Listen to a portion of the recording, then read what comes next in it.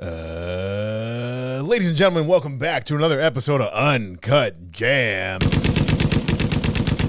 Here with a special guest all the way from LA via Texas via Carolina, Jay Light. Welcome to the show. Yeah. Dude, thanks for having me. Yeah, man. We just met at the corner the other day and you seem like a good guy. I also like people that have like somewhat of a pun in their Instagram name, like you're Jay Light and your Instagram is Diet J. Diet J, because it's the light J. Yes. So when I saw that, I'm like, gotta have him on the podcast, you know? Dude, I love a pun. Puns are underrated. People sleep on puns. I like puns sprinkled in. Yes. I've seen a guy that his whole thing is puns, and like I can do 5 minutes of puns. Like if he goes on stage for 5 minutes, no problem. But when he does, like, I've also seen him headline a show. 45 minutes of puns, and it feels like a punishment. Hey. Yeah, but I do like to sprinkle it. Like if something comes up on the show today and I have the opportunity to throw in a pun, I'll make it happen. You know? Good. I'm also wearing my new jacket. Just ordered this jacket on Amazon. I saw an Instagram ad for a jacket like it, clicked on the ad, and then I Googled like the name of the place, and it was like, this is a scam shit. So then I just checked it out off Amazon has one, and they had it. This is a very Howie Bling look you have going on right now. Who's Howie Bling? From Uncut Gems. Oh, that's crazy that I didn't know that. And it's the name. It's almost the title of your podcast. I know.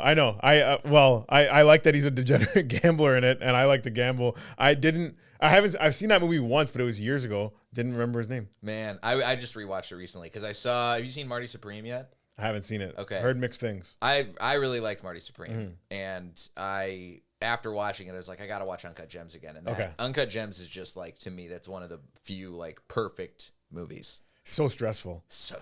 Whenever I watch movies about like that one, fucking Hardball, all these movies that have, you've seen Hardball, right? No. Hardball's Keanu Reeves. He's like an alcoholic, degenerate gambler, and one of those movies where he's in court, he gets punished, needs to go coach a kid's baseball team. Okay. But like throughout it, he's also like making these crazy bets on like basketball games, football games, and he's just stressing out. Like you could see him, like he'll be watching them outside of a bar, like just watching through the window on the TV, just fucking pulling his hair out. Great. And I've definitely been there. I'm actually kind of there this weekend. Yes, NFL playoffs are going on. Yeah. I told myself I wasn't going to gamble in January, but January 1st, college football was on. I gambled. Then I'm like, you know what? I'll just finish the playoffs and then I'll stop. All right, because football is my favorite thing, so it's the hardest thing for me to stop. And yesterday it was the Bills playing. It was the Bills playing the Broncos. Yeah. And I was like, I'm gonna bet a little bit on the Bills, and then to hedge my bet, I'm going to bet a little bit on the Broncos running back, RJ Harvey, to get over in yards because Bills have a horrible rushing defense. Yeah. If they lose, that guy's going to go over for sure, right? Oh, yeah. Barely touched the fucking ball and they lost. Damn. Well, you know what? I think your instinct was right down the line because now that Bo Nix is injured, you're going to be able to pull that. You'll get some money back. You'll pay. You'll do that RJ Harvey bet again. They're going to have to run him.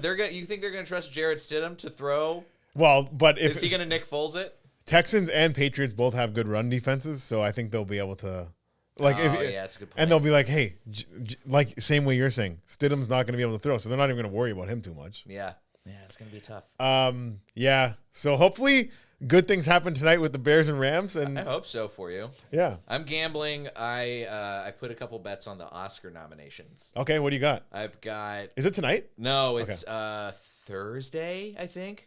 But after the Golden Globes, I put a couple bets in. I bet on the supporting actress nominations for Ariana Grande and Odessa Zion, who's in Marty Supreme. Okay, because they both got nominated for some like precursor awards that usually lead to an Oscar nomination, but their odds were really low. So I was like, this seems like it's kind of easy money. Okay, I bet on Marty Supreme for director and cinematography nominations. Did Marty Supreme's in this year's Oscars? Didn't it came out this year though, didn't it? It came out in LA with enough time for it to qualify for the Oscars. Wow.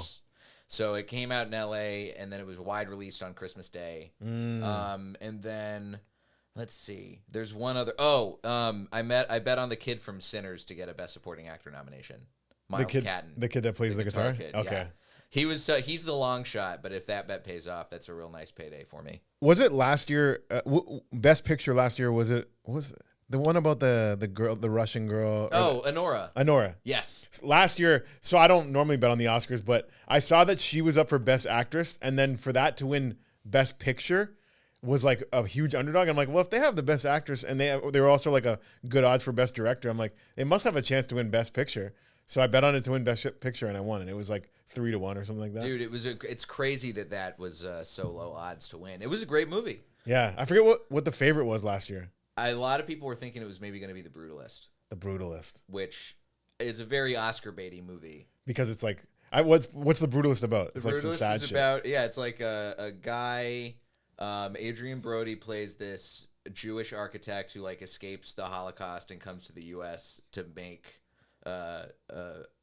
buildings to be an architect. It's a good movie, but it's also like so Oscar baity and drawn out. I loved Anora. I thought Anora was going to win for sure. The big bet I did last year that paid off. There's this animated movie called Flow. Have you heard of this? No, I love animated movies though. Dude, you're going to love this movie. Okay. It's a movie, silent. It's about a bunch of animals who survive a flood. And the main character is a cat, but there's also there's a bunch of dogs. There's a big bird. There's like a heron. Okay. There's a capybara. Mm-hmm. And it's like, it looks like it's a PS2 animation cutscene from like the mid 2000s. And it's made by this one guy in Latvia who is just like, and all of a sudden it captured the hearts of everybody. It's also a really stressful movie because you're watching these animals try and survive this flood. Silent. No music? No, there's music and there's no talking. There's no talking because it's all animals. There's no people in the whole movie. Are the animals making noises? They're like meowing. They got real animals to make the sounds. Okay. So when you say silent, you just mean no words. Yeah, that's what I mean. Okay. I mean no words. Because when I was thinking silent, I'm like, God damn! What's the point of making that in fucking this day and age? Like, fucking put a little soundtrack in at least. Yeah, no, there's a little something. It's okay. Crazy. But that was like a super underdog, but it won all the precursor awards. Mm-hmm. So I was like, it's gonna beat all of the big. It's gonna be Pixar. It's gonna be DreamWorks. Right. And that was a big payoff. Do you do mushrooms? I have. I'm sober now, but I used to do a lot of. I love shrooms. Because I do find like mushrooms and like a cartoon that has some heart, like Pixar cartoons on mushrooms, so good. Dude, WALL-E is one of my favorite movies, and I think I've watched that. I've watched that once on shrooms, but it's such a beautiful movie too. Yeah. For me, A Bug's Life and a Bee movie are my two like on shrooms. Like just something about watching Bee movie. Oh yeah. I've never seen Bee movie. You never seen Bee movie? No. Do you like Jerry Seinfeld? I mean, I'm not a huge like. I never watched Seinfeld when it was on. I like it. I like the comedian documentary. That's one of my favorite. Documentaries. Mm-hmm. And Seinfeld's funny. Yeah. You can't deny that. Yeah. I wouldn't deny it. I love the Seinfeld show. You love the Seinfeld show, and you love Bee movie. And Bee movie is like, as a comedian watching it, at least on mushrooms, I was like, this is like watching one long joke. It's like watching like Jerry Seinfeld tell an hour joke about a fucking bee, is what it is. I might have to watch this movie. But also the colors in it, very like popping, like nice visuals, and I don't know if it's gonna hold up if you're not on mushrooms, because I haven't watched it sober since I was like probably a kid, but I watched it on mushrooms a couple years ago and it blew my fucking mind. You should take some shrooms and watch Flow. Yeah, Flow is great, but it's sad. No. Oh, it's not sad. It's stressful. Stressful. Okay. But it's not sad. Like A Bug's Life, a little stressful because the grasshoppers are trying to tax the ants and everything. Mm. But that movie also like so good that when I was on mushrooms, I was like literally holding my hand up to the screen going, it's too good. I don't even deserve to look at this right now. And Kevin Spacey as a bad guy, so good. He's so good as Hopper. Yeah. Oh my God. Amazing. The man was born to play a good villain. Yeah. Yeah, I mean, like, he lives it. Yeah. Yeah. He lives a villain life. Have you ever met him? No. He's one of those, I know people who have met him. I have a friend of mine who's a comic. There's this game show I do in LA, and I'm trying to take it here to Toronto, so we'll see if we can make it work. But one of the games we do, it's a fucked up game show, so we have all these games that are like off and a little wrong. one of the games we started doing is 6 Degrees of Jeffrey Epstein. Okay. And of course, Epstein and Spacey were pals. He's in the Epstein files. And we threw one of the contestants. He threw us for a loop because he was like, I actually am a direct connection to Kevin Spacey. Because one time when he had just moved to LA, he was at a party at the Chateau Marmont. Kevin Spacey was there. Kevin Spacey made a pass at this guy. Oh, wow. Rubbing his playing footsie with him under the table, rubbing his foot on his leg. And so now by proxy, you are, I think, 2 degrees away from Jeffrey Epstein. Because I am friends with this guy who got made a pass at by Kevin Spacey. Okay. Maybe 3. I forget how the math. I'm bad at math. I don't know how this works. Yeah. Me to you. And I don't understand. So the game that you're playing at your game show is finding out how far away people are from Jeffrey Epstein. So like, if you named like, we'll try it out right now. Okay. Name a. It can be a fictional character. It can be a real person, and we'll try and connect him to Jeffrey Epstein. Okay. The Rock. Oh, The Rock has got to be an easy one. The Rock was in WWE. That's true. With I don't know if he wrestled at in any of the events that Trump was at, but Donald Trump wrestled at WWE. And yes, they probably crossed paths during that. They had to have. Okay. And then, Trump and Epstein. So The Rock, I would say at a minimum, is probably 1 degree away. He might be 2. It might be like him to Vince McMahon. He might have met him. He might have. Because, like, not to say that he went to the island, but I'm sure he got asked. Oh, for sure. Like, a guy that his career started booming, like, he was obviously a big wrestler, but when he started becoming a big movie star, you don't think Jeffrey asked him to come take a trip? The hardest part about getting The Rock to Epstein Island is that he's going to have a tough time fitting in the PJ. He's a little too big to fit in the private jet. True, but he's agile though. You know what I mean? He can squeeze into tight spaces. I'm sure he can. If they could get Stephen Hawking to Epstein Island, they could probably get The Rock over there. What's your game show called? It's called Wrong, a Fucked Up Game Show. Okay. What can you tell me some other games that you play there? Yeah, the main one we go, it's called Intweetment. We go through people's old tweets and social media posts and stuff, blank out words and make them guess what they said years and years ago. Okay. Which is a fun game. So we write like 2 fake options and then we have 1 real one mixed in there. They got to figure out which one the real one is. Like it would be my own Twitter. Is that what you're saying? Yeah. Okay, gotcha. And we always do one of mine first because I have the most dog shit tweets of all time. So my producers never tell me what they find, and then I just get surprised at the beginning of the game, which is fun. Fair. That sounds fun. I feel like I don't really have a Twitter. I did have one years ago. I don't even know if I can log into it still, but it used to be, I think it was Jam Easy Does It. Jam Easy Does It. When I started comedy, I used to go by Jam Easy because I used to be a DJ for some rappers and I like a strip club and stuff. And my DJ name was Jam Easy, and I used to have logos with like the Jam Easy logo on it. I'm like, I already have the shirts made. I might as well just keep the name.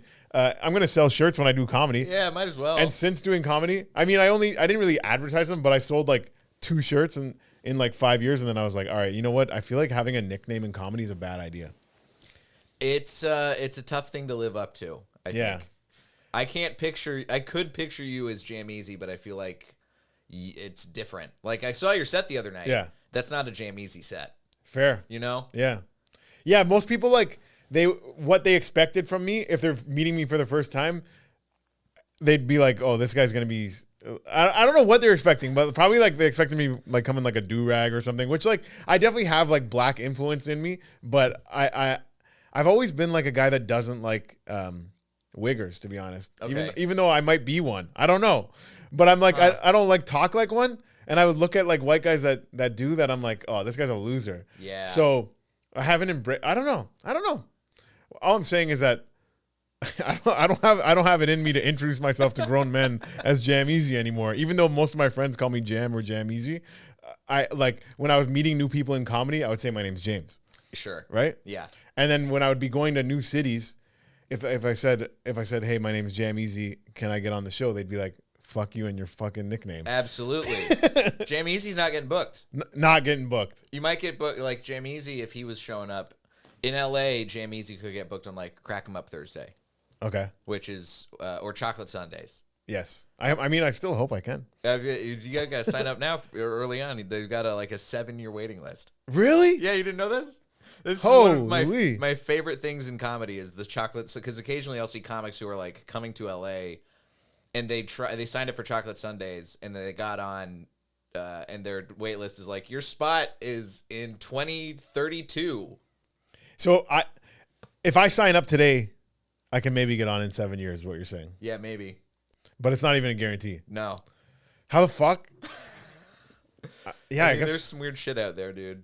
What if you're like a big name? Then they'll let you on, right? Oh, well, yeah. Okay. This is for the first impression spot. Fair. I feel like I got to get huge this year, Jay. I got to become a huge guy. I think you can. I mean, I got the jacket for it. I might as well fucking live up to the jacket now. You got the jacket. You got the confidence. You know not to go by Jamie Easy. I'm working on the confidence. I believe in myself, and I need to be a little more like delusionally confident. You know what I mean? I'm a little bit too self-aware to the point where like I know my shortcomings and I know the things I need to work on, which is good. But I think delusional self-confidence helps you get a little further, a little quicker. I totally agree. Have you heard about like, so now there's a thing online right now that there's like look maxing where you like try and look the hottest, but there's also a thing called retard maxing. I have not heard of retard maxing. And retard maxing is a thing. It's a joke, but at the same time, there's a little bit of realness to it because like if you are so delusional and like so stupid and ignorant, you will like maybe put yourself out there more and max out your output.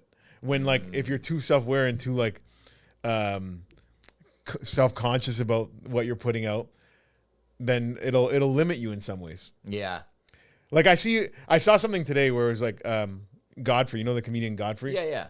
He's talking about on a podcast how there's guys out there that like they'll put out so much content and they're actually making money off it, but they like they suck and they're untalented, but what they got is consistency and putting things out. Well, there's other people that have a lot of talent, but they're so wanting everything they put out to be perfect that it holds them back from putting anything out. That's the thing. If you're neurotic and you keep thinking like, oh, is this going to be good enough? You're never going to put anything out. Yeah. And then you're going to get surpassed by all the people who just are fucking dum-dums, but have they're like, I'll put the thing out. It doesn't matter. Yeah. There's this one guy, I forget his name, but there's one guy that he has like 1 million followers on Instagram and TikTok, and all he does every day is he'll be like, this is dedicated to every Filipino baddie out there, and then he does like a little dance or whatever, right? This is dedicated to every person working in a dentist's office today. You know what I mean?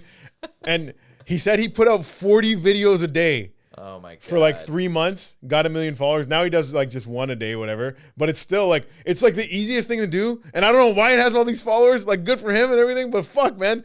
Like 40 videos a day. 40 videos a day. That volume, that's retard maxing right there. That's retard maxing. That's retard maxing. And yeah, I think I just got to be more retarded. You know what? I'm going to follow you on this year. Okay. I think this is the year that we both retard max up. I got a retard max, man. I think we can do it. Push it to the limit. Yeah. Yeah. I don't know what, like, I want to get a big following and sell tickets on the road and make money off my fucking Instagram, but like I haven't really put the effort into retard maxing yet. So well, that's the hardest thing is it's also like I'm dealing with the like scheduling of it all. Mm-hmm. That's the toughest part for me. Okay, it's like because it does as a one-stop shop. You, I would imagine, are probably in the same boat as me, where like you have to do all of your own editing, or maybe if you get like some extra money, you can hire somebody to cut some clips for you here and there. Right. But so much time and energy has to be put into it, and that I burn out so fast on that. Your game show, you do all the editing and everything? No. You have people for I have people help with the game show. Okay. My own clips, stand-up wise, I edit those myself. Right. And even that is like, I got to really be like, okay, can I afford to have somebody cut another like show's worth of clips for me right now? Mm-hmm. Or do I need to go hustle a little bit and go like make some money? It's tough, man. It's hard. And I think like stand-up clips, from what I've heard, is like, it's so hard to go like viral off stand-up clips. It's so hard to build a following off stand-up. Like the algorithm is not friendly to stand-up clips. Not anymore. And you'd almost be better off doing whatever joke it is just as a talking head.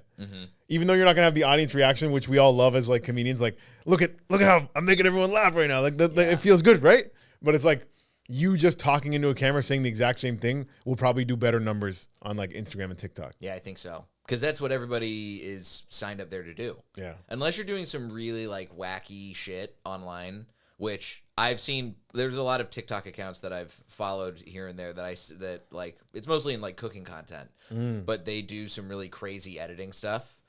And like there's this lady, I want to say she's an old Asian lady. I think she's Japanese, but she has this style where she's like, it's surreal. Where there's like she's like on screen, super shrunk down and like explaining what's going on, but also like dancing. And then there's like crazy edits going on in the background. It's really fast. And it's just like, this is so insane that there's no way that you could make a stand-up clip look like that. Right. And if you, the problem is too, if you're doing stand-up clips where you're doing something a little bit creative or you're like being meta about the concept of like, well, I'm doing this stand-up clip and it's a stand-up comedy clip, blah, blah, blah.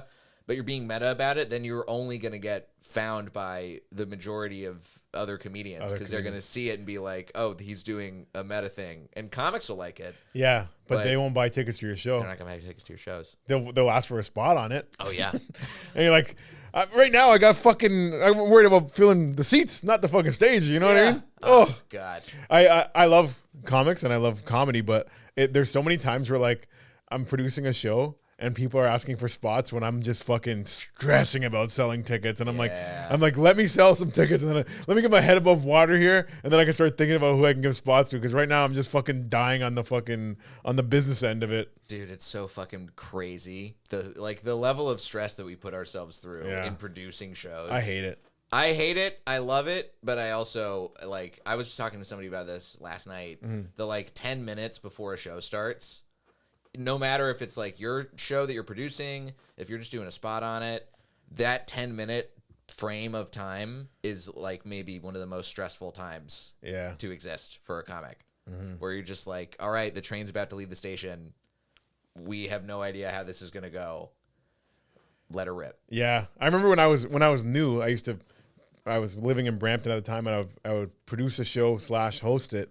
And like producing and then hosting would be like, by the time I go on stage, I'm like, I don't even know what I'm talking about now. Cause I was like so worried about getting everyone in, getting settled, like, and all that. And now I'm just hopping on stage hosting. Now I do like a lot of crowd work and stuff, so I don't stress as much. But when I was back then, it was, I didn't really know how to do crowd work back then. So I was just like, I gotta go on stage and remember all my jokes now. And I just haven't even thinking about what I'm going to say before I get up there. I got back into doing crowd work right after COVID when I started producing shows again, because there was so much of me that I was like, I like these jokes, but I'm also like not writing as much new stuff right now. And I'm also getting bored of telling the same jokes over and over again. Yeah. But I got to show up and I got to do my job as a host. Right. So I guess I'm just going to fucking do a lot of crowd work. Yeah. And it's honestly that sense of like, I have to do this. It does help you out a lot, I found, but it is one of those things where it's just like, it's so strange that it's born out of desperation. Yeah. But it pays off. Yeah. Yeah. The way I got like good at crowd work, the way I practice it, I would go to music open mics and where they don't even want to hear jokes. Right. And then I would just like riff off like the last couple artists and like shoot the shit with the crowd and everything. And then I just ended up getting good at crowd work by doing that a lot. Going to a place where they don't want to hear comedy basically. Yeah. And then like you kind of like, I remember even when I was new with comedy, and if I did good, like 3-4 sets in a row, I'd go to a place and bomb on purpose. And it's just like building up that armor of like dealing with silence and like knowing how you're gonna like riff out of it or bounce out of it. Like, and I feel like, I don't know how you, if you agree, but I think practicing bombing is a skill that not a lot of comics do, but they should. Yeah, I know. I totally agree. Yeah. I think that there comes a time in comedy when you get to a place where you can recognize whether you're going to have a good set or not. Because you have the amount of material that you know, like, this is bulletproof. I can do this pretty much any room, anywhere, anytime. 90% of the time, it's going to crush. Yeah. And the real growth comes when you decide, okay, I have to take some fucking risks, and this might not go so well. And you just have to do that. I did a lot of shows when I was coming up, I did a lot of like rehab shows. Okay. And sober living shows. And some of those audiences are, it's a show that's in like the middle of the day in a house where everybody in there is like, in the middle of maybe their first 30 days coming off of whatever drug that they're on. And they don't want to be there. They have to be there. And some of those crowds are like the worst crowds I've ever performed for. And you have to just like sit in that and get understand how to get good in that too. Yeah. Because you're there to entertain these people. You got to figure out what it means to entertain these people. So do you have a tip for how you'd entertain an afternoon crowd now? Because I did a 5 p.m. show like 2 weekends ago, and I'm not a 5 p.m. comic, I'll say that. And they were like, what the fuck? I was way too much for 5 p.m. Like, what would you say is advice to a comic that's going to do an afternoon show? I think you got to sort of match your energy to them a little bit. Or like, I don't think you got to go all the way down to their level, but I think that you have to find ways to like adjust your wavelength as a performer to where they're going to be able to get more easily on board with you. And I think that a crowd work does play, I think, a really big part in that. And recognizing that it maybe is like an intimate setting or like the lights are on. Right. That, the sun might be out still depending on where you're performing. And I think that sort of acknowledging that and acknowledging the reality of what's going on goes a long way with that kind of a crowd. Yeah, that's true. And then being willing to throw out whatever you had as a plan is a really important thing. Because that's the other thing that I think crowd work is so important for is it allows you to just go without a plan. Yeah.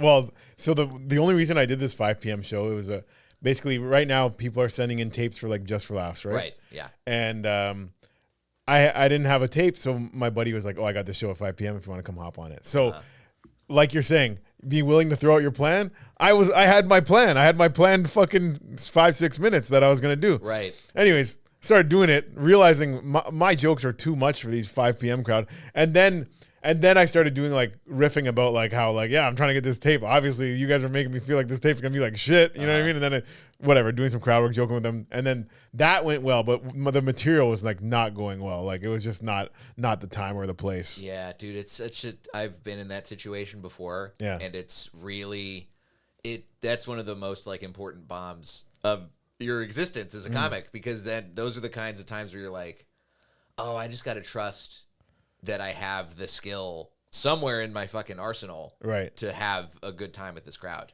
Yeah. And having a good time while you're bombing is one of the hardest things to learn too. Oh, yeah. And enjoying it. I can enjoy it, like, okay, like you said, like if when you know kind of where you're at with this crowd, like say like I already know these people aren't gonna like me, I can have fun with that. But the time when I can enjoy bombing is when I think I'm gonna crush, when I'm like, oh, I'm gonna fucking crush, and then I go up there and I'm just doing mid as fuck, then I'm like, ooh, this sucks, dude. Yeah, that's one of the worst feelings in the world. Yeah, I've had that feeling. I've tried to really manage really in the past like year, I've tried to start managing my expectations before I go on stage, because I find if I go on stage thinking I'm going to crush, I tend to be in a place where it's like the set's mid. Yeah. And that if I'm going on stage and being like, all right, I'm happy to be here and we'll see what happens. Yeah. Then I'm much more likely to have a set that I feel much better about. True. Yeah.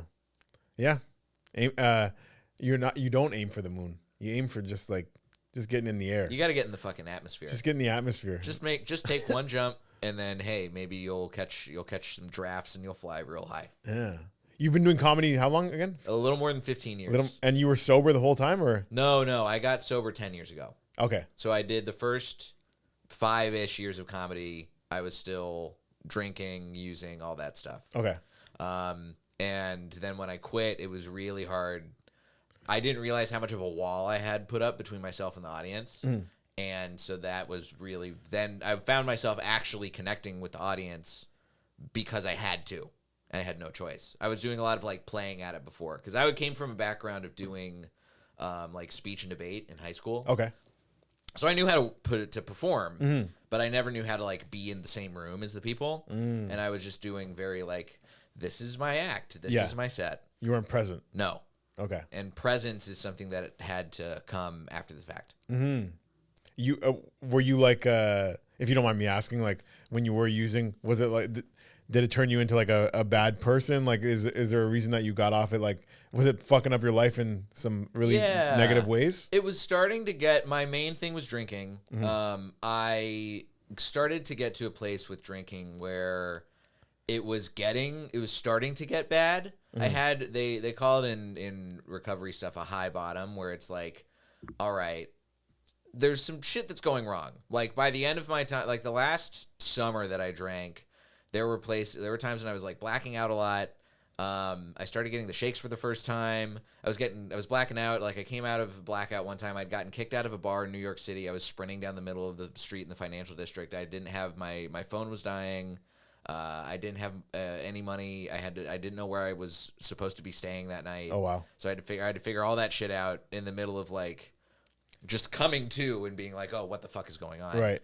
I had like, I started to fuck up at work. I blacked out on the clock a few times.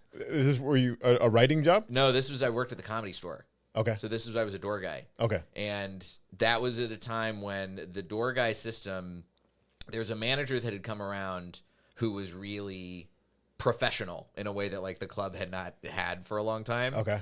Because the Comedy Store for years and years used to just kind of be this place where like if you were a door guy, you could kind of just do whatever the fuck you wanted and nobody would give a shit. And then they got a real guy to show up and like, oh no, we're gonna whip this place into shape. Okay. And he confronted me one time because he like caught me smoking weed in the building. And he was like, if I ever catch you doing this again, you're fired. And then I blacked out on the clock. And luckily he wasn't there some of those nights. But like I heard stories after the fact that I was like, I shoved a guy. I literally like kept pushing another comic like fully out of the club, like into the street. And everybody, and I was just like, I'm hearing about all this stuff after the fact. I was like, bouncing into people's cars, driving drunk in the back lot, and all this stuff that like started to happen that I was like, this is going to get worse. Right. I can tell this is going to get worse. So I got to just stop it now. And that was the end for me. Okay. I knew it was going to get worse before it was going to get better. Yeah. I was like, I'm tapping out. Yeah, that's the problem with me and drinking. Like, I don't have any bad stories. Everyone tells me what a good time I was. You seem like a good time. Yeah, I just like, yeah, people are like, you were fun, you were jokes. Like, I never like get in any fights or ruin anyone's night. See, that's good. Though I did this past year for my karaoke. I did karaoke for my birthday, and people did say that I would like come in the room and just like change the song while people are singing mid set. Like that was like my dickhead move. But that's funny. It was kind of funny at the same time. So yeah. Yeah. As long as you're not blacking out and then coming to driving the car down the wrong side of the road, which has happened to me. I'm pretty good at not driving when I'm drunk. That's good. I drunk drove all the time. Oh yeah, because my license is kind of my life. Like until I become huge at comedy and start making big cash that way. I drive trucks and stuff for a living, so I can't fuck around too much, you know? Yeah. Yeah. Until that retard maxing pays off. Oh, can't wait. Yeah. I did kind of retard max today. I was trying to open a can of soup and my soup can opener wasn't working. Have you ever tried to open a can of soup without a soup can opener? No, you have to like smash it on the counter or something? Well, I Googled a couple ways. So they said if you have a spoon, you can like rub a spoon around the rim until it like opens. I tried doing that. That did not work. Okay. And then the other way was like getting a knife and like jamming it into the top and then slowly like kind of opening it around the rim. And I got like partially open, but then I couldn't cut it open anymore just because like the angle. So then I'm like trying to like pry it open to like pour soup into the bowl. It was the hardest can of soup I ever opened. And then I spilled some on the ground. And then once I finally got it in the bowl, I forgot to cover the bowl because I was just so stressed from fucking opening the soup. Now the microwave is just, if you put soup in the microwave and you don't have it's all over. Now I'm just like, do I have to throw out the microwave now? I don't know. I got to figure out. I was trying to like wipe it off, but it was pretty fucking caked in there now. Oh yeah, you're in a tough spot, dude. Yeah. You're gonna have to get some Lysol in there. Yeah, I'm gonna spray that shit. I actually Google's my best friend, you know. I had to ask Google how to fucking clean the inside of a microwave now, and it's like vinegar and lemon water, and like actually like run that in there for a little bit, help. Yeah, and then it'll loosen up all the gunk, and then give it a good wipe down. Yeah, so that's the nice. plan. That's the plan. Best of luck. Gotta try. Gotta do my best.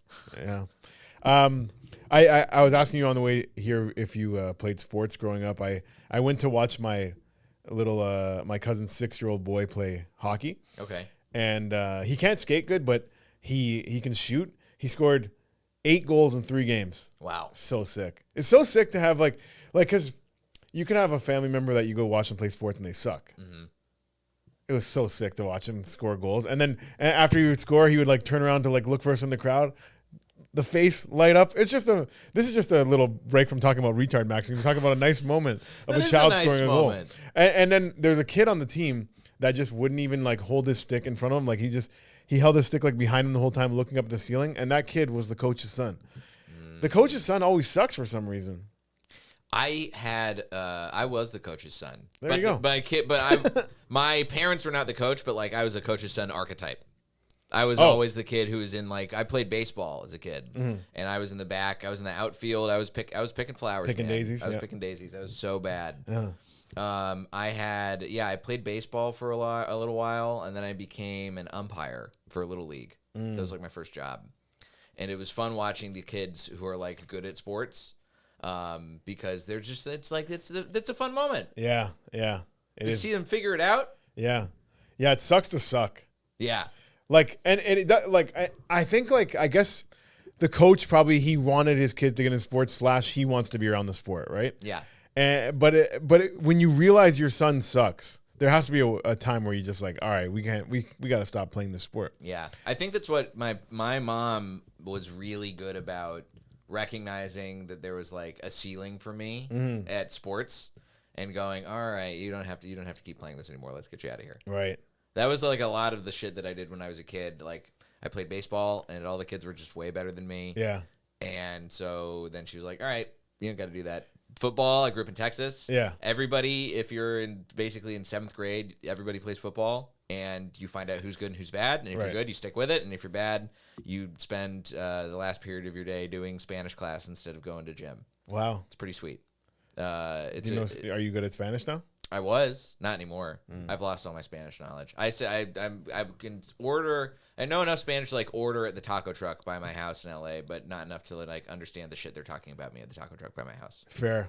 That's what you want though, right? Yeah, I want to be in. I've always like wished whenever I'm in a convenience store or something or a restaurant where I hear them start talking, I'm so nosy. I'm like, I just wish I knew what they were saying right now. Yeah. Especially if they're talking about me. Dude, especially because there have been times when I've like gone to order at a place and I can tell that they're talking about me. Yeah. But I just like it's too much I can't be subtle and like pull out the auto translate on my phone. I can't do that. It's too obvious. Yeah, you'd have to have it like running already when you get there and like plugged into like your maybe like earpiece Bluetooth, and then would it your translator does it like speak it out or does it just type it out? You can set it where you can do either. Because that's kind of a good idea then. Yeah. I was in Japan a couple years ago for a show, and I had a conversation with my cab driver from the airport all via Translate. So he turned his app on and his phone on the Bluetooth in the car. He would say something in Japanese, it would translate to English, read out in English, and then I would respond. And we had a whole like hour conversation like that in the car. It was very cool. That's nice. Yeah. Yeah. I never done that, but that's it seems like a great way to connect with people. Yeah. Yeah. All the like advice that I got, I looked up so much advice about like how to go to Japan when I was found out I was going to go. And there was a lot of people on Reddit who were like, yeah, honestly, just pull your translator app up and like go to a bar and like strike up a conversation with somebody and just be like, can we talk on this? And people will do it, I guess. Japan's got some crazy stuff going on over there. Oh yeah, dude. Have you ever been? Never been, but I just hear great stories. Nuts. Yeah. It is the craziest, like most futuristic country I've ever been to. Yeah. Everything is so just like, it feels like you're in another world because there's no Western language anywhere. Right. It's all characters. And it's so everything, like they just have everything dialed in. Everything works at like the best possible version of it existing. I hear like their 7-Eleven is amazing. Dude. My buddy's like, I went to 7-Eleven every day. It was fucking amazing. You can get real good food at 7-Eleven. Yeah, he was saying like their sandwiches are unreal. Yeah. They got sushi at 7-Eleven that like is good quality sushi. Did you see any sumo wrestling? No, I saw regular wrestling. I saw Japanese wrestling. Oh, like their WWE. Their WWE. Okay, yeah. cool. There's a guy who I saw who's like apparently a legend that everybody was really excited about. He was a guy who's a horse. Okay. And he showed up at the event, and everybody was like losing their minds about this horse. When you guy. say a guy is a horse, like he has a horse head, what does he have? Like he was a wrestler who had a horse head on. Okay. And his ring name was the Horse or something like that. Not too creative, but all right. But everybody was losing it. Like this guy's been wrestling for like a couple decades. Damn. Do you think other people are just swapping out the horse head, maybe? Or has it been the same guy the whole time? I hope it's the same guy. Yeah. They're bringing sumo wrestling to Toronto, I saw. They're doing like it's like sumo wrestling and sushi, some big event that they're having in Toronto. Oh, nice. It was on my algorithm today. I clicked on it to like, hey, maybe I should get tickets to this. But then it said register, but it wouldn't tell me how much the price was. I was like, tell me the fucking price. You know what I mean? Sumo wrestling and so you're eating sushi and watching the sumo wrestlers. Yeah. That sounds like a fun event. It does sound fun. I wish I couldn't. Sumo wrestling season was not happening while I was there. There's a time and place for it. Yeah. Same with, it's like, I wanted to go see sumo wrestling. It wasn't working. And I wanted to go see baseball, but it wasn't baseball season. Are you a big baseball fan? Yeah. I grew up being a big, I played, so that was like the one sport that I was really paying attention to for a long time. Big Rangers fan as a kid. Okay. Have since become a Dodgers fan since moving to LA and watched the Rangers here and there. I got to watch them win the World Series a couple of years ago, which was really satisfying. Were you a fan of the Rangers when Odor punched Bautista in the face? No, I don't think so. Oh. I mean, if I was, I don't remember. It was probably like maybe like 2016, 2017. Oh yeah, I wasn't actively following them then. Fair.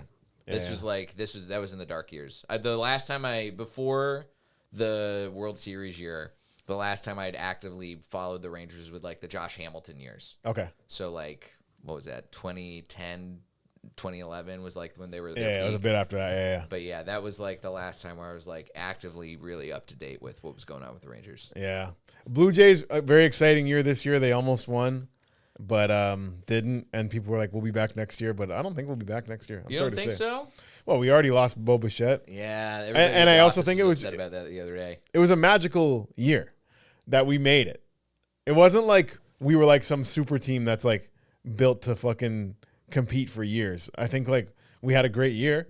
Mm-hmm. I don't think that means we're going to be going to the World Series every year. It was a great World Series. It was a great World Series. I really enjoyed watching it. It was sickening ending, but yeah. It's a crazy ending. Yeah. I, especially now coming here and being in Toronto, I really feel for any Blue Jays fans. Yeah. Who like, I was watching the World Series and just like in awe of how crazy all of the games were. Mm-hmm. But now I'm here and, seeing how the fandom is and being like, oh man, you guys really got shafted at the end there. I forgot to even say the reason Jay is up here from LA is because he's writing on MasterChef, which I didn't even know they would need comedy writers for MasterChef. But I didn't either when they hired me. Yeah. That was the only question I asked in the interview when they hired me was like, why do you guys want a comedy writer? And what did they say? Well, we want to make the show funnier. Okay. They wanted to make it not so serious. How many years have you been doing it? This is my 7th year. Oh, sick. I started season 10 back in 2019.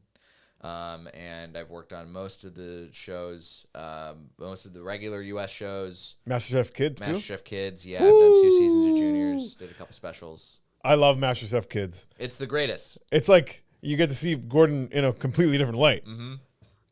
Fucking, yeah, you guys write them nicer for those ones, I guess. Those are more fun to write, too, because you're writing for kids, so it's more actively a family show. Uh-huh. So it's all the actual comedy stuff that I can't always get away with for the adult show. Right. I can throw it in there because it's like Gordon is going to get slimed at some point during the show. Gordon's going to get hit in the face with a pie at some point during the show. Right. So it's like all big, broad comedy bits for the kids, yeah, which is fun. Yeah. It's super fun. That is fun. Yeah. Yeah. So how'd you get into, like, you applied for it or did somebody like reached out to you to do that? Like, because Like you said, you didn't even know that they needed comedy writers. So That's right. How'd you end up in the room with them? I got referred. I just started writing professionally. I'd had it was like the last year that I worked at the Comedy Store as a door guy. I overlapped with writing jobs. Okay. So I had worked on BattleBots, and there was a guy who I worked on BattleBots with who worked on MasterChef also. Mm-hmm. And he was like, hey, we need another writer for this new season because it's going to be like it's season 10, big milestone season. Are you interested? And I was like a huge MasterChef fan, huge Gordon Ramsay fan. So I was like, absolutely, count me in. So they brought me in for the interview. And then it just worked out from there. They were also fans. The one of the showrunners who's still there. The other showrunner is no longer at the show, but they both were fans of roast stuff. Okay. And so they saw that I had roast things on my resume, and they were like, they were the fans of that. So that was nice. That's fun. Yeah. If you ever get allowed to suggest a challenge for MasterChef, opening up a soup can without a soup can opener. I think that could be a fun one. I like the idea. Yeah, and then make something with the make that soup gourmet somehow. You know what I mean? They like to do stuff like that. Oh yeah. Get a basic bitch meal and like turn it into something nice. Yeah, I've always wanted to do a challenge too, where it's like they're not allowed to use something of the cooking like that is like a necessary item. Right. Like you're not allowed to. You have to cook this whole meal. You're not allowed to use knives. Yeah. Just to see what they would do. Do you get to pitch ideas like that? Not as much now. I have previously, just because of the way that the show has shifted since moving from America to our international production. Okay. The workflow is a little different. So now I'm much more in the like, if I'm helping fix things. Yeah. And write some things, but most of the creative of a challenge is already pitched. But occasionally I get to come in and like we need to have like a wrench thrown in for like an advantage or something. And so then I'm sitting around being like, okay, what could they do? Like there's one for this season. I can't talk about the specifics, but like last minute they realized, oh, we need to have something like an advantage that can be played by somebody who wins a challenge to fuck over one of the other cooks. Do you have any ideas? So I got to have an idea that wound up is going to make the show. So I was like, cool, this is a nice feeling. Yeah, you knew how to screw somebody over. Yes, like, I did. Yeah. I got a couple ideas. Yeah, nice. That's Let me fun. get in there. Yeah, that's cool. So like your average day at work there, you go in and they like tell you like what the challenges are, what the kind of plot of the episode is, and then you're like, okay, here's where you can throw on some jokes kind of thing. Yeah, pretty much. I'm there on set. I have the script as far as like all the stuff that is like rules. I take that and turn that into a script, basically. And then I watch the cook play out. I see what happens. If there's something going on that I'm like, oh, you should have one of the judges notice this. Yeah. And say this. Hey, Gordon, why don't you step in and call that girl a fucking idiot? Yeah. Bingo. Yeah. You were talking to her a little nice. How about you try yelling that in her face? Yeah. You ever do that? A little bit. Yeah. I will say my favorite thing that that Gordon ever said on set was something that I did not write, but it was my favorite, like, the most classic Gordon moment I ever got to witness. We did a show a couple seasons ago, and it was a restaurant takeover. It was at Hell's Kitchen in one of his, I think it was in Southern California. And there was this one contestant who was just in the fucking weeds, could not grasp what was going on, really having a tough time. And they got put on plating. And so this contestant's looking at all these plates, but not actually doing anything. And Gordon goes up and says, "What are you doing?" And the contestant goes, "I'm surveying." And then Gordon goes, "Survey? Survey says it's fucking raw." And he picks up this piece of fish, cracks it open, it's raw, and then throws it at the wall and leaves. And all of us in the control room were like, we're losing our minds because we didn't plan that at all. Wow. And he just showed up and that was like, this man's a pro. He's you great. You can never forget how good of a pro at being a dick that guy is. Yeah. Have you met him in person? Yeah. And nice guy off set, I'm guessing. Very nice guy. Seems like a really nice guy. And when I see him on MasterChef Kids, at least. He's a nice guy. He's a family guy. He's got a bunch of kids. He really cares about like things being executed at a really high level. one of my favorite people I've ever worked with. Have you become a better cook by working on this show? I have. Yeah. I've had to. Because you watch really good cooks. Uh-huh. And you also watch really bad cooks. So you see what people do well, you see what people fuck up. And then through osmosis, I'm just picking that up and going, oh, okay, yeah, this is good. You go home and make something. Yeah. Your wife must love that. Yes, she does. Who's a better cook, you or your wife? Me. Absolutely me. Unquestioned. That's right. I feel like most of the best chefs in the world are men. Is that true? That's what I hear. There's a lot of, I think there's a lot of really, really obvious, like the Michelin star chefs. There's a lot of men. Mm-hmm. There's some really, really great female chefs out there too. Like we had a couple of years ago, we had the MasterChef Legends season, and we got like Lydia Bastianich. We got there's this lady Dominique Crenn who's got like 3 Michelin stars. Damn. One of our judges on the new seasons is Tiffany Derry. Tiffany's great. There's a lot. I think that there's now. It's almost kind of like becoming more obvious that there are really great female chefs out there. I do think the professional side of it was like such a male-dominated industry for such a long time.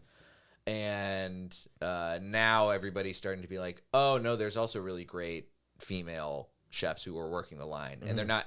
I think the other misconception is there's a lot of... Like, if you're a lady chef, that you're the pastry chef. Right. And that's not always the case anymore. It's all cream pies with the ladies. Bingo. Hey... Lay it on that button, but yeah, man. Okay, episode's almost done. We do 2 segments around here. One of them is an animal fun fact of the day from Yahoo.com. Trying to keep Yahoo.com in business. Today's animal fun fact of the day is that squirrels are able to make themselves throw up, and that's why rat poison doesn't work on them. Oh, yeah, squirrels are a little bulimic. That is a little fun fact. Yeah, a little eating disorder squirrels. Yeah, you ever see a fat squirrel? You're like, hey, why don't you go throw up, baby girl? Yeah, you're looking a little. Come on, go get skinny. Why don't you smile a little bit more for me, huh, Toots? I've actually tried bulimia a little bit, just light. You know what I mean? Yeah. Diet bulimia. Sure. A couple times I had a big meal, wanted to go to a club that night. This is when I was like a little younger, and I'm like, I feel really heavy. Let me go throw this up.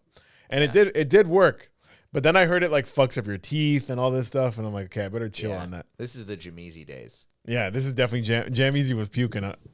I mean, yeah, it's been a while. I don't think since I've changed back to James Cummins Esquire, haven't been doing that. And then our last segment, we turn to a random page in the Bible, and we see if the passage applies to our episode today at all. Let's see what we got. You want Old Testament or New Testament? Old. All right. Deuteronomy. Care for lost animals. You shall not see your kinsman's ox or sheep driven astray without showing concern about it. See to it that it is returned to your kinsman. In a way, I do feel like that applied to the episode today. Tell me about it. I feel like both you and I, we had some moments where we were talking on this episode where we experienced in our minds being a little lost ox. And we've had the moments where we strayed and we felt unconfident in ourselves. Yep. And we experienced Preach, brother. These times as human beings and as comics and performers where we felt like little lost oxen wandering through the fucking plains. Right. And yet we found our way back. Yeah. To the safety of the pasture where we can thrive. And now that we've found our way back, when we see somebody else wandering astray, it's on us to help bring them back to the pasture. Grab your sheep, grab your ox. These are your friends. These are your family members. Don't you leave that lamb out there on the side of the road.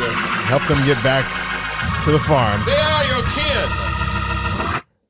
Gordon Ramsay needs them on the farm. Got to cook with that meat. That's you know right. I mean? Hell yeah. Lamb's one of the most popular dishes in the MasterChef kitchen for a reason. Is it really? Yeah. Well, it's because everybody wants to go fancy. And lamb's like a go-to, like stock fancy item. It's like lamb scallops. Amen. Yeah. Yeah. Anyways, where can people find you? Where do you put stuff out? Like, do you have anything you're promoting right now that you want to shout out? The main thing right now, we're seeing if we're going to do a show in Toronto soon, but at Wrong Game Show, that's the game show. When you say we're seeing, like, what do you need to happen to make it happen? We just got to confirm some dates with the venue. Okay, cool. We're figuring out like when and where.